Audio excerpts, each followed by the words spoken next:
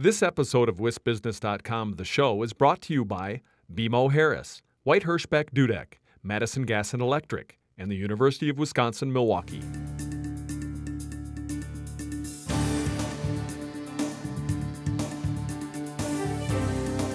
Hi, I'm Liz Schrum for the Wisconsin Technology Council, here with WisBusiness.com, the show. Coming up, Tom Still talks about cybersecurity and how Wisconsin experts are helping to keep hackers at bay.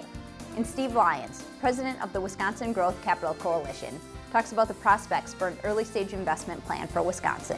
First, here's the WisBusiness.com stock report for early March. Rising, mining.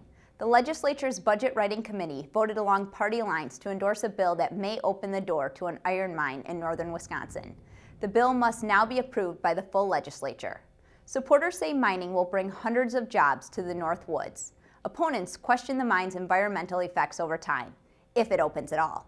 And falling, federal spending. The across-the-board budget cuts that could take effect in all 50 states this month won't spare Wisconsin's tech sector. Scheduled for deep cuts are federal agencies that invest heavily in Wisconsin. Those include the National Institutes of Health and the National Science Foundation. Some experts fear 2/3 of all new research grants would be eliminated. These programs finance basic and applied research that spurs innovation while creating new companies and jobs. And now, here's Tom Still with his Inside Wisconsin commentary.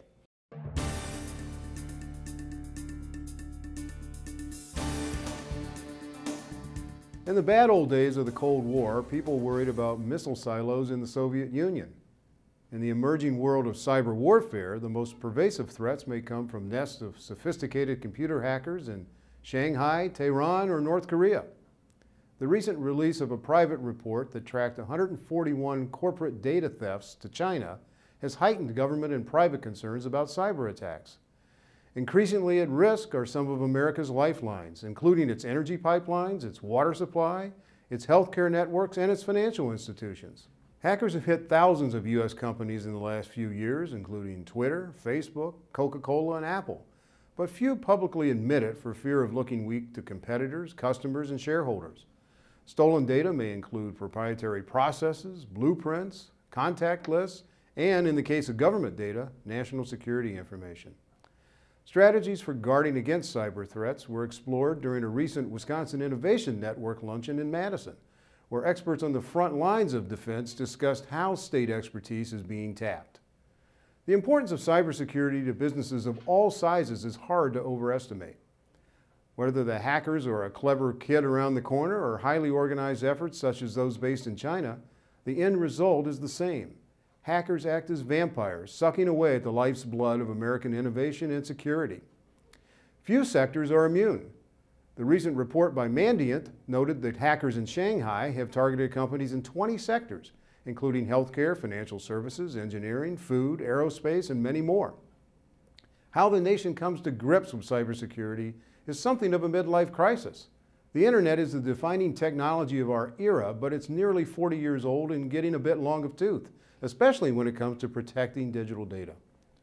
Wisconsin is a state with growing cybersecurity needs. Fortunately, it's also a state with the kind of academic and private resources that can help build a 21st century line of defense. Thanks, Tom. I'll be right back with Steve Lyons, president of the Wisconsin Growth Capital Coalition. White Hirschbeck Dudek represents companies at all stages of development and in a wide range of industries to navigate the legal challenges of regional, national, and global growth. At WHD, every stage takes center stage. I'm back with Steve Lyons, president of the Wisconsin Growth Capital Coalition. Thanks for joining us, Steve. Thanks for having me, Liz. What is the Growth Capital Coalition and who does it represent?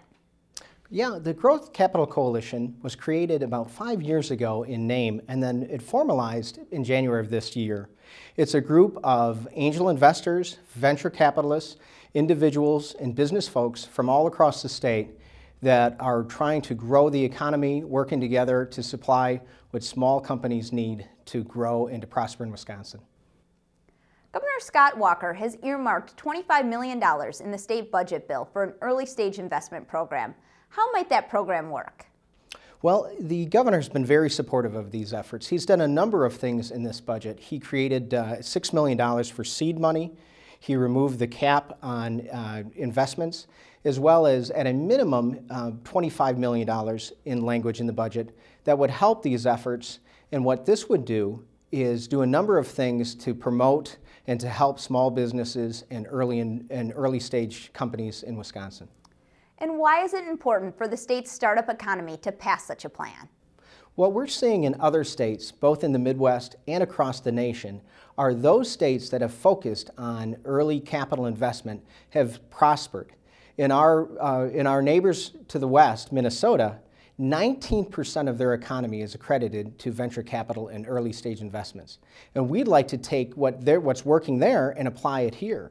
Some of the things that we would do here is to make a 2-to-1 match. So investors have to put some skin in the game, but then those dollars go to Main Street and help these startup companies so they can go from 3 employees to 10 employees to 100 employees and build our economy, build their business, and prosper in Wisconsin.